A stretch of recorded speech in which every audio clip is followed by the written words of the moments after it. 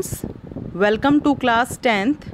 और आज हम इकोनॉमिक्स का फर्स्ट चैप्टर शुरू करने जा रहे हैं जिसका नाम है विकास। इस अध्याय को पढ़ते समय कुछ ऐसे इम्पॉर्टेंट शब्द आते हैं हमारे सामने जिनकी परिभाषा जान लेना हमारे लिए अति आवश्यक है। तो सबसे पहले हम उन शब्दों पर चर्चा करते हैं। तो देखिए, सबसे पहला हमारा जो पॉइंट है वो है शिशु मृत्यु दर। यानी शिशु मृत्यु दर से क्या अभिप्राय है, यानी इसका क्या अर्थ होता है। तो ये जान लीजिए कि किसी वर्ष में पैदा हुए 1000 जीवित बच्चों में से 1 वर्ष की आयु से पहले मर जाने वाले बच्चों का जो अनुपात दिखाती है उसे हम शिशु मृत्यु दर कहते हैं।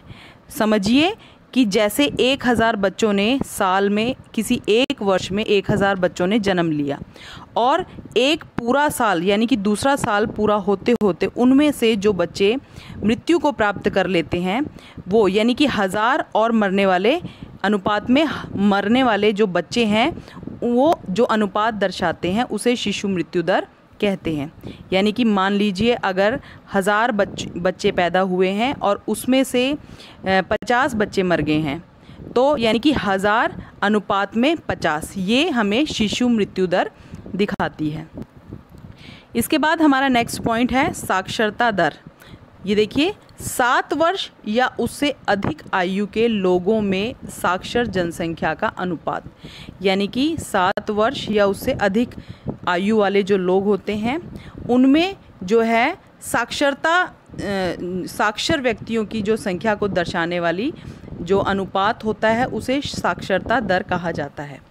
नेक्स्ट देखिए, निवल उपस्थिति अनुपात यानी कि उपस्थिति दर। ये देखिए, 14 वर्ष तथा 24 वर्ष की आयु के स्कूल जाने वाले कुल बच्चों का उस आयु वर्ग के कुल बच्चों के साथ अनुपात, यानी कि मान लीजिए 14 वर्ष या 14 वर्ष से अधिक आयु वाले बच्चे जो उस समय स्कूल जाते हैं, स्कूल जाने वाले बच्चे जहाँ पर स्कूल में जिनकी अटेंडेंस लगती है यानी कि उपस्थिति दर्ज की जाती है, ये उनका उपस्थिति दर होता है। तो ये देखिए, ये आपके जो इम्पोर्टेंट जो पॉइंट्स थे वो मैंने आपको क्लियर कर दिए। इसके बाद जो हमारा चैप्टर है वो शुरू होता है और हमारे चैप्टर का नाम है विकास। तो देखिए, सबसे पहले हम चर्चा करेंगे कि विकास का क्या अर्थ है। सबसे पहले विकास का अर्थ हम समझते हैं, यानी अर्थ का शाब्दिक। देखिए, विकास का जो शाब्दिक अर्थ है उसका जो मतलब होता है प्रगति। अगर हम विकास शब्द को लें तो नॉर्मली हम क्या लेते हैं कि विकास का अर्थ होता है प्रगति। जैसे अब प्रगति बहुत प्रकार से होती है, कई प्रकार से। देखिए, जैसे ये हम अलग अलग क्षेत्रों में अलग अलग जो प्रकार से हम विकास की जो दर है उसको हम नापते हैं। जैसे मान लीजिए आप कंप्यूटर को ही ले लीजिए। जब हम प्रारंभ में हमारे पास जो कंप्यूटर का मॉडल था, अगर हम उसे देखते हैं और आज के कंप्यूटर के जो मॉडल को देखते हैं तो उसमें ज़मीन आसमान का फ़र्क है। यानी कि ये उसका जो है विकास दर दर्शाती है। जैसे पहले हम यातायात के लिए बैलगाड़ियों का इस्तेमाल करते थे और अब जो है उसका विकसित रूप क्या हो गया है। अब देखिए, अब हम उसे जो है यातायात के लिए हम बसों का इस्तेमाल करते हैं और बस से अब हवाई जहाज़। यानी ये देखिए, ये हमारे जो है परिवहन के लिए हम इस्तेमाल करने वाली जो साधन है उसका विकास दर दर्शाती है। ठीक है, ये देखिए, अगर हम परिभाषा को लें तो विकास की क्या परिभाषा होगी। तो देखिए, विकास की परिभाषा अर्थात किसी भी वस्तु का बढ़ना या पहले से अधिक विकसित होना। यानी कि देखिए, अगर आप प्रारंभिक मोबाइलों को देखते हैं, शुरुआत में जो मोबाइल्स हैं उनकी जो बनावट थी वो किसी और तरीके की थी, लेकिन अब विकसित होते होते अब स्मार्ट मोबाइल फ़ोन आ गए हैं।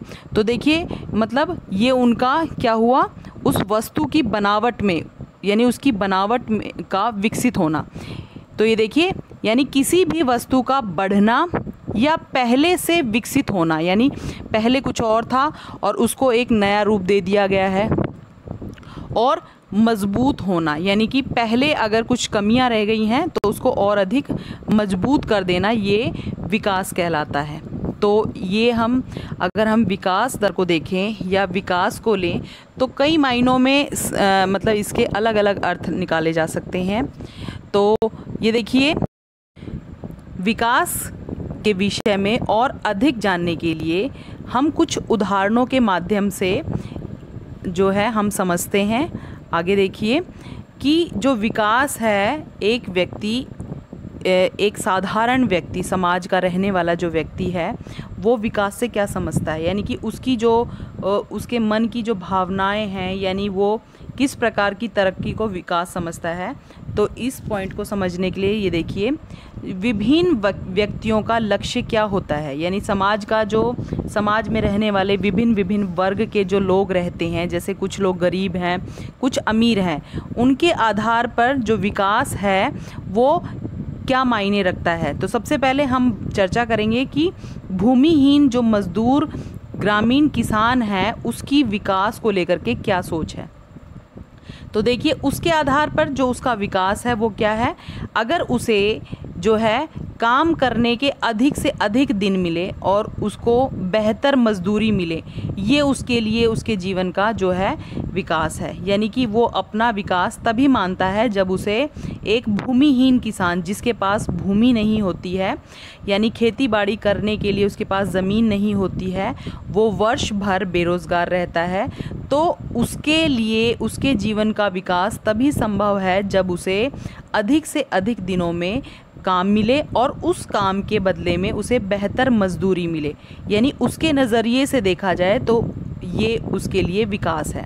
साथ में स्थानीय स्कूल, यानी कि जहाँ वो रहता है उसके आसपास जो स्कूल हैं उसमें जो है उसके बच्चे को उत्तम शिक्षा प्रदान की जाए, यानी कि वो अपने बच्चों को उत्तम शिक्षा प्रदान करने में सक्षम हो पाए, यानी बिना किसी शुल्क के या उसे किसी भी प्रकार की जो है विद्यालय की किसी प्रकार की शुल्क ना देनी पड़े, उसका कोई खर्चा ना हो और उसके बच्चे को उत्तम से उत्तम जो है शिक्षा वो प्रदान की जाए देश की सरकार के द्वारा या मतलब किसी भी आधार पर। तो ये उसका वो अपने ये मतलब इससे वो अपना विकास समझता है। साथ में अगर सामाजिक भेदभाव ना हो, देखिए कुछ जो समाज के ऐसे वर्ग होते हैं जो आर्थिक रूप से काफ़ी पिछड़े हुए होते हैं, तो उसके आधार पर कई बार क्या होता है, लोग उनसे भेदभाव करते हैं। यदि समाज में रहने वाले जो निम्न आर्थिक स्थिति वाले जो लोग होते हैं, अगर उनके साथ भेदभाव ना किया जाए, उन्हें भी बढ़ने का समान अवसर मिले, शिक्षा मिले, उन्हें प्रोत्साहन मिले, तो इससे वो अपना विकास समझ सकते हैं। तो ये देखिए, ये हमने एक भूमिहीन ग्रामीण मजदूर की जो है सोच विकास को लेकर के क्या थी, इसके विषय में हमने पढ़ा है।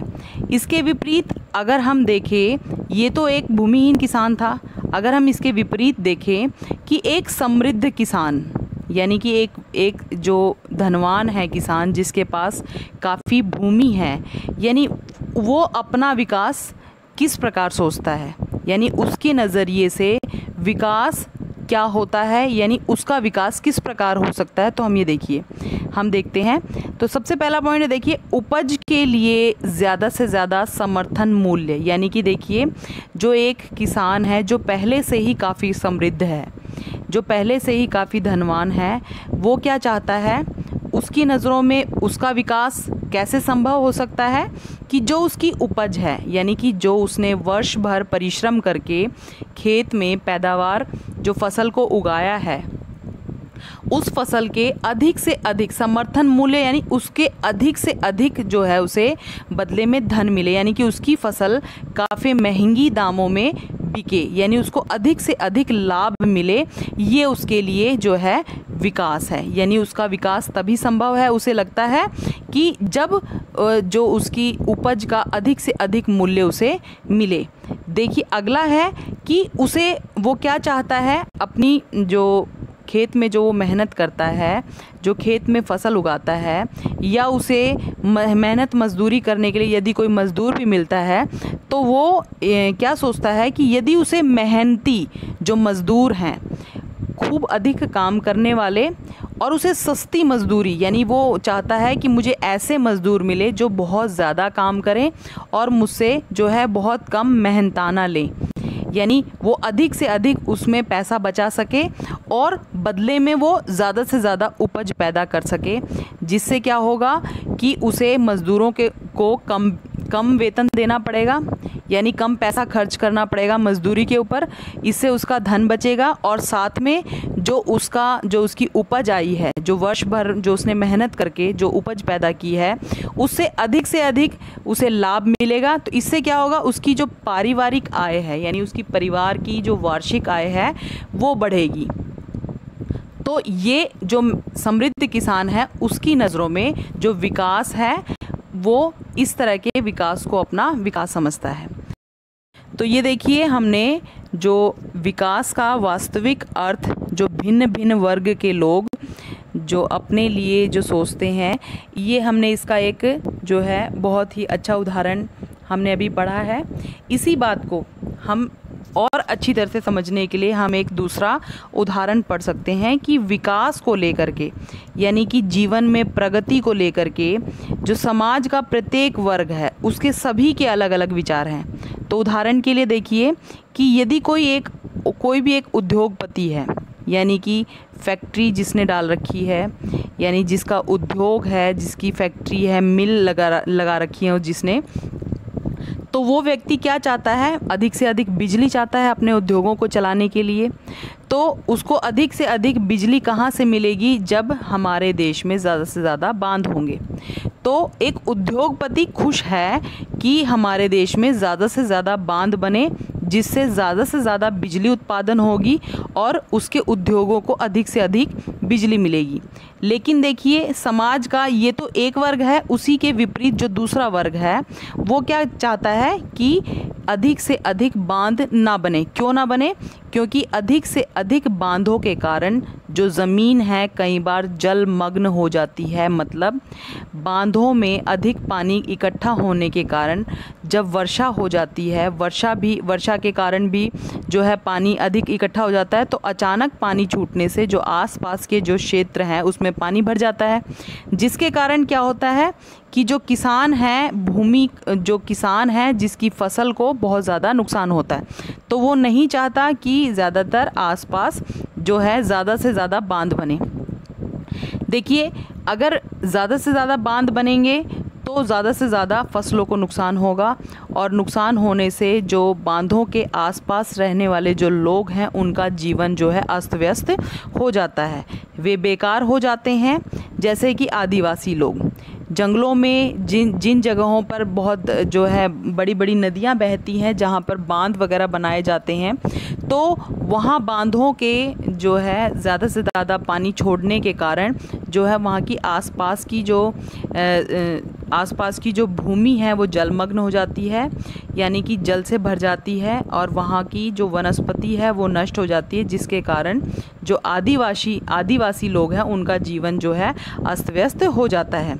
आम जनता इसका विरोध भी कर सकती है, लेकिन बांध भी देखिए, अगर हम अपने नज़रिए से देखें तो बांध आवश्यक है, लेकिन दूसरी तरफ अगर वहाँ के आसपास के रहने वाले जो लोग हैं अगर उनकी तरफ से देखे जाए तो जो बांध है उनके लिए हानिकारक है। तो देखिए, विकास के मैंने आपको दो दृष्टिकोण यहाँ पर दिखा दिए हैं, यानी कि ज़्यादा से ज़्यादा बांध बनने से समाज का एक वर्ग तो सोचता है कि इससे हमारे देश की तरक्की होगी, हमारा विकास होगा, अधिक से अधिक मुनाफा होगा, लेकिन उसी समाज में रहने वाला जो दूसरा वर्ग है, यानी कि जो किसान वर्ग है, उसके क्या विचार हैं कि यदि अधिक से अधिक बांध बनेंगे, इससे क्या होगा, हमारी जो फसलें हैं वो नष्ट हो जाएंगी, इनके टूटने से हमारा जो जीवन है वो अस्त व्यस्त हो जाएगा।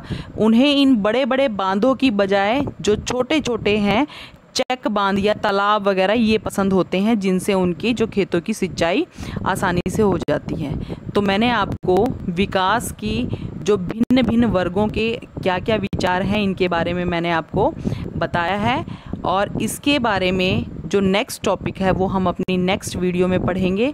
Thank you and have a nice day.